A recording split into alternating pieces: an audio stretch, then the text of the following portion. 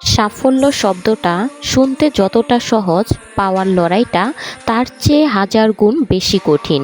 আমরা প্রতিদিন ঘুম থেকে উঠে একটা স্বপ্ন নিয়ে, একটা আশা নিয়ে যে আজ হয়তো ভালো কিছু হবে, কিন্তু দিন শেষে যখন আমরা ব্যর্থতার মুখ দেখি তখন আমাদের সব উৎসাহ হারিয়ে যায় এক নিমেষেই।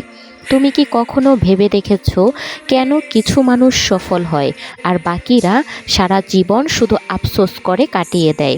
এর উত্তরটা অনেক সহজ, কিন্তু মেনে নেওয়াটা খুব কঠিন। সফল মানুষগুলো তোমার চেয়ে বেশি বুদ্ধিমান নয়, তারা শুধু তোমার চেয়ে বেশি ধৈর্যশীল। তারা জানে যে সাফল্যের কোনো শর্টকাট রাস্তা নেই।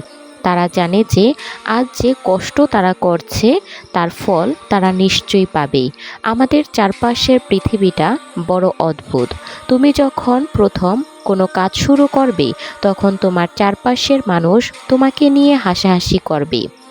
তারা বলবে তোমার দ্বারা হবে না, তুমি শুধু সময় নষ্ট করছো। এই মানুষগুলোই কিন্তু আবার যখন তুমি সফল হবে তখন সবার আগে এসে বলবে আমি জানতাম তুমি পারবে। তাই মানুষের কথায় কান দেওয়া বন্ধ করো। মানুষের কাজই হলো বলা। তারা তোমাকে তোমার লক্ষ্য থেকে বিচ্যুত করতে চাইবে, কারণ তারা নিজেরা যা করতে পারেনি তারা চায় না তুমিও সেটা করো।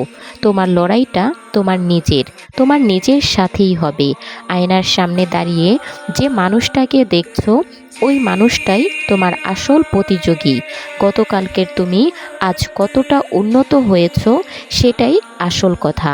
মানুষের নেতিবাচক কথাকে নিজের শক্তির উৎস হিসেবে ব্যবহার করো।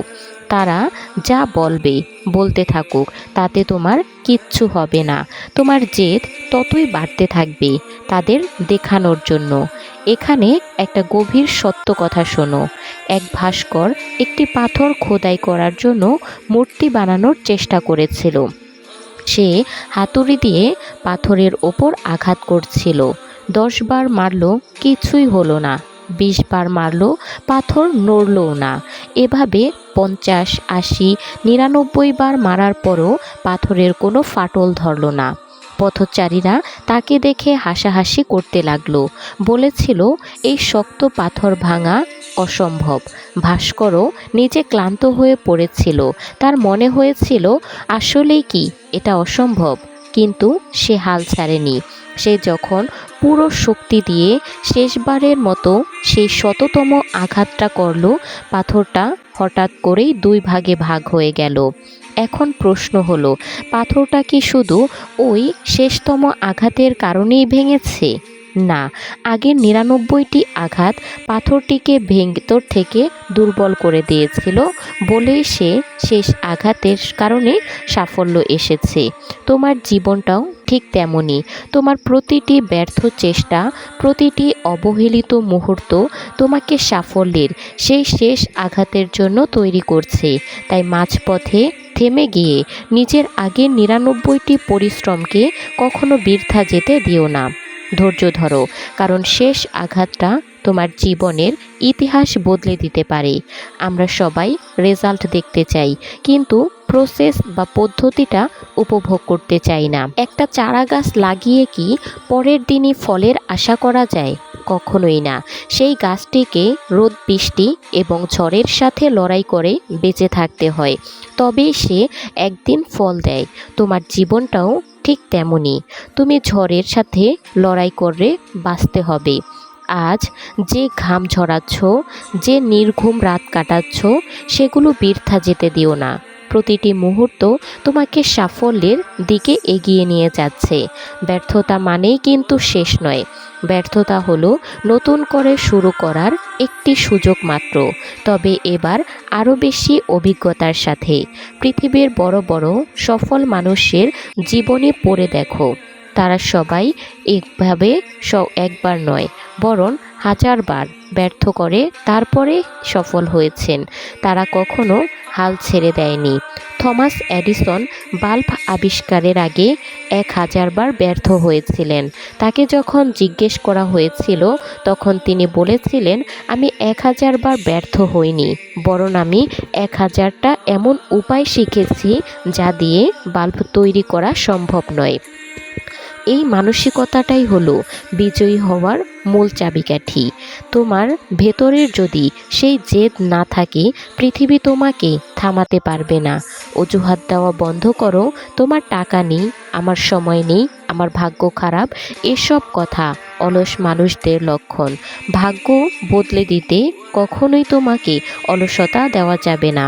কঠোর পরিশ্রমী ভাগ্য তৈরি করে। তুমি যদি আজ শুয়ে বসে সময় কাটাও, তবে কাল তোমার জন্য কেউ অপেক্ষা করবে না। সময় কারো জন্য থেমে থাকে না। আজ যে সময়টা তুমি হেলায় হেলায় নষ্ট করেছো, এই সময়টা আর কখনো ফিরে পাবে না। তাই উঠে দাঁড়াও, নিজের ভেতরের আগ্নেয়গিরিটিকে জাগিয়ে তোলো। তুমি জন্মেছ বিজয়ী হওয়ার জন্য, হেরে যাওয়ার জন্য নয়। পরিস্থিতি সবসময় তোমার পক্ষে থাকবে না। তুমি তো ঝড় আসবে, তুফান আসবে, কিন্তু তোমাকে হতে হবে পাথরের মতো অটল। কোনো বাধাই যেন তোমাকে তোমার স্বপ্ন থেকে দূরে সরিয়ে না দেয়। নিজেকে প্রশ্ন করো, আজ থেকে 5 বছর পর তুমি নিজেকে কোন অবস্থানে দেখতে চাও? তুমি কি সাধারণ মানুষের ভিড়ে হারিয়ে যেতে চাও, নাকি সেই একজন হতে চাও যাকে দেখে 10টা মানুষ অনুপ্রেরণা পাবে? উত্তর যদি হয় সফল হওয়ার, তবে আজ থেকেই বিলাসিতা ত্যাগ করো। আরামদায়ক জীবন কখনো বড় মানুষ তৈরি করতে পারে না। প্রতিকূলতাই মানুষের আসল শক্তি ছিনিয়ে নেয়। মনে রেখো, অন্ধকার যত গভীর হয়, ভোরের আলো তত কাছাকাছি চলে আসে। তোমার জীবনের এই অন্ধকার সময়টাই বলে দিচ্ছে যে তোমার সাফল্যের ভোর খুব কাছে। শুধু ধৈর্য ধরো আর এক পা বাড়িয়ে দাও। সফল হওয়ার জন্য তোমাকে হয়তো অনেক কিছু ত্যাগ করতে হবে। আড্ডা দেওয়া, সোশ্যাল মিডিয়ায় সময় নষ্ট করা, অলসতা, সব ঝড় তোমাকে এড়াতে হবে। কিন্তু বিনিময়ে তুমি যা পাবে তার মূল্য অনেক অনেক অনেক বেশি। আমার সঠিক সময় নেই। মনে রেখো, সুযোগ কখনো আপনা আপনি আসে না, সুযোগ তৈরি করে নিতে হয়। সমুদ্রের তীরে বসে ঢেউ গুনলে যেমন নদী পার হওয়া যায় না, তেমনি শুধু স্বপ্ন দেখে সফল হওয়া যায় না। তোমাকে নামতে হবে, লড়তে হবে এবং নিজের রাস্তা নিজেকেই তৈরি করে নিতে হবে। পথে অনেক বাধা আসবে, নিজের কাছের মানুষগুলো হয়তো তোমাকে ছেড়ে চলে যাবে, একাকিত্ব তোমাকে গ্রাস করবে।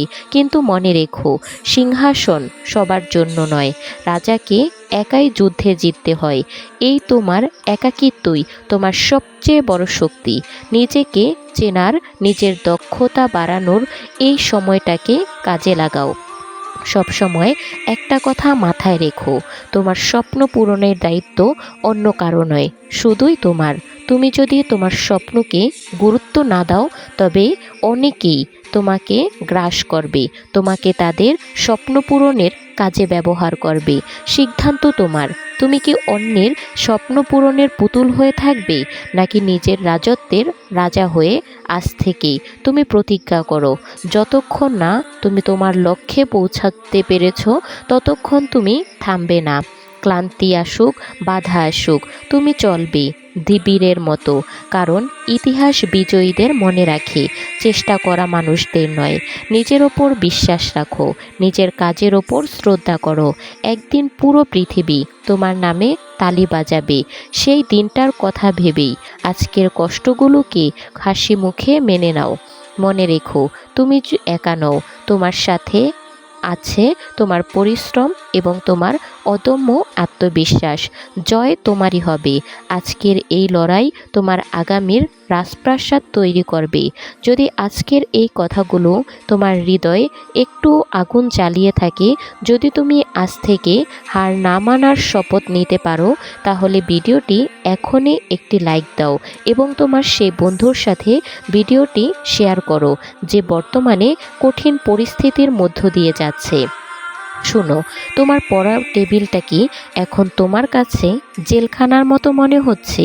বইয়ের অক্ষরগুলো কি তোমার কাছে ঝাপসা হয়ে আসছে? আর মাথার উপর কি একটা তীব্র যন্ত্রণা হচ্ছে যে আমাকে দিয়ে বোধ হয় আর কিচ্ছু হবে না? এই যে একটা দীর্ঘশ্বাস বুক চিরে বেরিয়ে আসছে, এটা শুধু তোমার একার নয়, আমাদের দেশের হাজার হাজার শিক্ষার্থী প্রতিদিন এই একই লড়াই লড়তে বেঁচে আছে। বাস্তবতা হলো আমরা সবাই সফল হতে চাই, কিন্তু মনোযোগের ওই লোহার শিকলটা ভাঙতে পারি না। আজ আমি তোমার সাথে কোনো বড় বড় তাত্ত্বিক কথা বলতে আসিনি। আজ আমি তোমার সেই বন্ধুর মতো কথা বলবো, যে তোমার মনের ভেতরের ক্ষতগুলোকে চিনে। পড়াশোনার মন বসানোর 5টি সহজ উপায় আমি তোমাকে বলবো, যা তোমার ভেতরের ঘুমিয়ে থাকা জেদটাকে জাগিয়ে তুলবে। আর 5 নম্বর উপায়টি না জানলে তোমার বাকি সব পরিশ্রমই এক নিমেষে বৃথা হয়ে যাবে, কারণ ওটাই হলো আসল লড়াই। প্রথমে যে কাজটা করতে হবে সেটা হলো পড়ার আগে নিজেকে একটা শান্ত জায়গায় নিয়ে যাওয়া। আয়নার সামনে দাঁড়িয়ে নিজের চোখের দিকে তাকাও, নিজেকে প্রশ্ন করো, আমি কি সারা জীবন এই অভাব, এই অবহেলা আর এই পেছনের সারিতেই পড়ে থাকবো? যদি উত্তর হয় না, তবে ওই জেদটাকে পড়ার টেবিলে নিয়ে আসো। পড়াশোনা করার জন্য বড় কোনো মোটিভেশনের দরকার নেই। তোমার পরিবারের অভাব আর তোমার বাবা মায়ের মলিন মুখটাই তোমার জন্য সবচেয়ে বড় মোটিভেশন হওয়া উচিত। উপরওয়ালা তোমাকে মেধা দিয়েছেন, কিন্তু সেই মেধাকে ঘষে মেজে উজ্জ্বল করার দায়িত্ব তোমার। পড়ার আগে 5 মিনিট চোখ বন্ধ করে সেই দিনটার কথা ভাবো, যেদিন তোমার সাফল্যের কথা শুনে তোমার মায়ের চোখে আনন্দের জল আসবে। সেই আবেগটাকে পুঁজি করে বইটা খোলো, দেখবে মন আর এদিক সেদিকে পালাবে না। দ্বিতীয় উপায়টা হলো তোমার হাতের ওই ক্ষুদে দানবটা, তোমার স্মার্টফোন। আমরা ভাবি মাত্র কয়েক সেকেন্ডের জন্য একটা মেসেজ দেখব, কিন্তু বাস্তবতা হলো ওই একটা নোটিফিকেশন তোমার মনোযোগের পুরো সুতোটা ছিঁড়ে দিতে পারে। একবার সুতো ছিঁড়ে গেলে সেটা জোড়া লাগাতে মনের আরও 20 মিনিট সময় লাগে। এই 21 দিন নিজেকে একটি কঠিন শাসনের ভিতরে নিয়ে রাখো। যখন পড়তে বসবে, ফোনটা পাশের ঘরে বা আলমিরাতে তালাবদ্ধ করে রাখো। দুনিয়া উল্টে গেলেও এই ফোন তুমি স্পর্শ করবে না। বিশ্বাস করো, ডিজিটাল এই আসক্তি থেকে মুক্তি না পেলে তুমি কোনো দিন তোমার আসল মেধার দেখা পাবে না। প্রকৃতি তোমাকে অসীম ক্ষমতা দিয়েছে, সেটাকে একটা ছোট্ট স্কিলের ভিতরে বন্দি করে রেখে দাও, সেটাকে বাহিরে নিয়ে আসো। তৃতীয়ত, পড়াশোনাকে কখনোই পাহাড় সমান মনে করবে না। আমরা যখন দেখি সামনে বিশাল সিলেবাস, তখন মন শুরুতেই হার মেনে নেয়। এর চেয়ে কাজটাকে ছোট ছোট করে টুকরো টুকরো করো।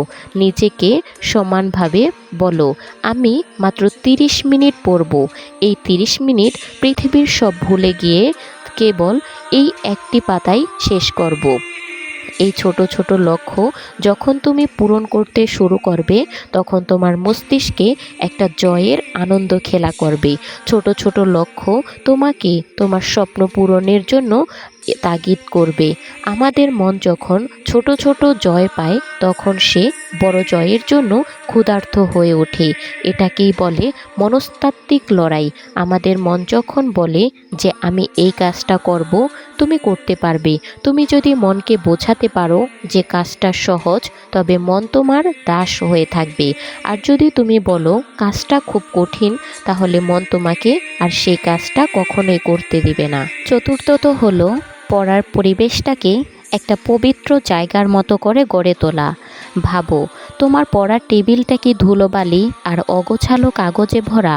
তবে যেন তোমার চিন্তাও অগোছালো হয়ে যায়।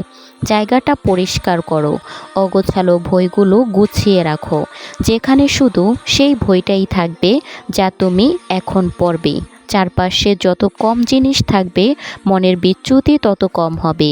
মনে রাখার বড় বড় সব লড়াই কিন্তু শান্ত পরিবেশ থেকেই জন্মায়, গোছালো জায়গা থেকেই শুরু হয়। আর হ্যাঁ, পর্যাপ্ত জল সাথে রাখবে।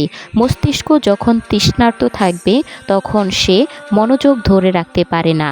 তাই পড়ার মাঝখানে অল্প অল্প জল খাও, তোমার মস্তিষ্ককে সতেজ রাখবে।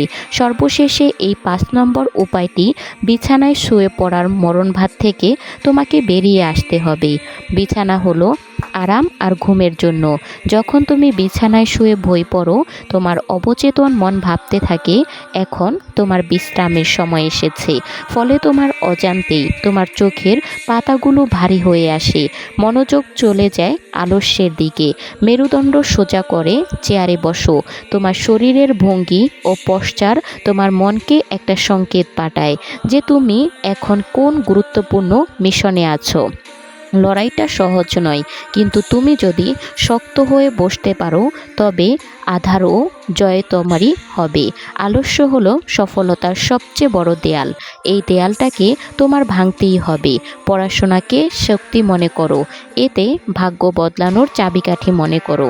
আজকে যখন তোমার বন্ধুরা আড্ডা দিচ্ছে বা সোশ্যাল মিডিয়ায় সময় নষ্ট করছে, তখন তোমার এই একাকিত্ব লড়াই তোমাকে তাদের থেকে বহুগুণ এগিয়ে নিয়ে যাচ্ছে। মেনে নাও যে শুরুতে একটু কষ্ট হবে, মন বারবার বিদ্রোহ করবে, কিন্তু তুমি তো সাধারণ কেউ নও। তোমার ভিতরে সেই বিধাতার দেওয়া অমিত তেজ আছে। নিজের ওপর বিশ্বাস রাখো যে তুমি পারবে। একদিন যখন তুমি এই পরিশ্রমের ফল তোমার হাতে আসবে, তখন আজকের এই ত্যাগের কথা তোমার খুব মনে পড়বে। তোমার ঠোঁটে একটা তৃপ্তির হাসি ফুটবে। সেই হাসির জন্য কি তুমি আজ একটু কষ্ট করতে চাও না? এখন তোমার পালা।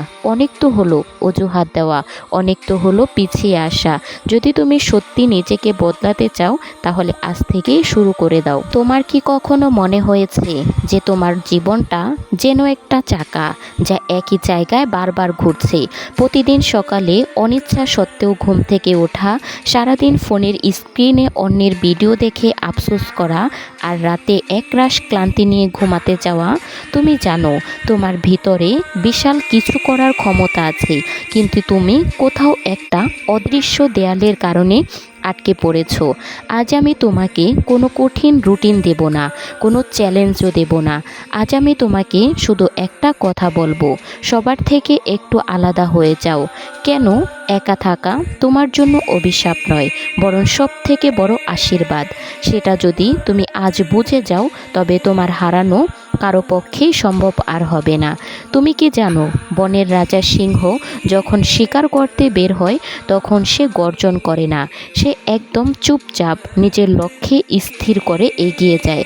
অথচ আমাদের চারপাশে দেখো, সবাই শুধু চিৎকার করছে, সবাই দেখাতে চায় তার থেকেও সুখী, কত সফল। কিন্তু আসল শক্তি কখনো চিৎকার করে আসে না। আসল শক্তি জন্ম নেয় গভীর নীরবতায়। তোমার কি মনে হয় না, দুনিয়ার এই হাজারো মানুষের কোলাহলে তুমি নিজের আসল কণ্ঠস্বরটা কি হারিয়ে ফেলেছ? প্রতিদিন অন্যের কথা শুনতে শুনতে তুমি নিজের সাথে কথা বলতেই ভুলে গেছো। দুনিয়া তোমাকে শিখাবে একা থাকা মানেই তুমি ব্যর্থ, একা থাকা মানেই তোমার কেউ নেই। কিন্তু ইতিহাস বলে পৃথিবীর বড় বড় আবিষ্কার আর বিপ্লবগুলো জন্ম নিয়েছে নিবিড়তে, নির্জনে। যখন তুমি একা থাকো, তখন তোমার মস্তিষ্ক সেই অবস্থানই আওয়াজগুলো বন্ধ হয়ে যায়, যা তোমাকে সারাদিন বিভ্রান্ত করে রাখে। যখন নিজের দুর্বলতাগুলো আয়নার সামনে পরিষ্কার করে দেখতে পাও, তুমি নিজেকে পারো কারো তোমার প্রকৃত বন্ধু আর কারা তোমার সময় নষ্ট করছে। এই একাকিত্বই তোমাকে কোনো গ্যারান্টি দেয় না যে তুমি এখন কি করবে, কিন্তু এটি তোমাকে এমন এক মস্তিষ্কর স্বচ্ছতা দেয় যা সাধারণ মানুষের চেয়ে বহুগুণ এগিয়ে রাখবে। কারণ যখন তোমার চিন্তাগুলো হয় একদম নিজের, অন্যের থেকে ধার দেওয়া নয়। আমাদের সব থেকে বড় ভুল হলো আমরা আমাদের পরিকল্পনাগুলো সবাইকে বলে ফেলি, স্বপ্নগুলো মানুষের সাথে শেয়ার করে ফেলি, আমরা আমাদের কাজের তেজ কমিয়ে ফেলি। যখন তুমি তোমার লক্ষ্য কাউকে বলে ফেলো, তখন তোমার কাজের গতি এমনিতেই কমে যায়। স্বপ্নগুলো কখনোই কাউকে বলা উচিত না, তোমার লক্ষ্য কাউকেই দেখানো উচিত না। সেই গোপনীয় তেজটাই তোমাকে নিয়ে অসম্ভব কাজ করিয়ে দিতে পারে। নীরব থাকাটা মানেই তুমি দুর্বল নও। নীরব থাকা মানে হলো তুমি নিজেকে ভেতর থেকে রিচার্জ করছো। মানুষ যখন নিজেকে অবহেলা করে, তখন ভাবতে তুমি ফুরিয়ে গেছো। তো বন্ধুরা, আমার কথাগুলো যদি তোমাদের ভালো লেগে থাকে, তাহলে আজ থেকেই শুরু করে দাও। তুমি নিজেকে ভেতর থেকে রিসার্চ করতে পারবে। মানুষ তোমাকে অবহেলা করবে, এটাই স্বাভাবিক। ঠিক তুমি যখন তাদের অবহেলা সহ্য করতে করতে নিজের গণ্ডি পেরিয়ে যাবে, তখনই তুমি নিজেকে সফল হিসেবে দাবি করতে পারবে। তো বন্ধুরা, ভিডিওটি যদি ভালো লেগে থাকে তাহলে একটি লাইক কমেন্ট করে দাও, আর ভিডিওটি তোমার সেই সকল বন্ধুদের সাথে শেয়ার করো যারা জীবনে সফল হতে চায়। দেখা হচ্ছে পরবর্তী কোনো ভিডিওতে। সেই পর্যন্ত ভালো থেকো, সুস্থ থেকো। আল্লাহ হাফেজ।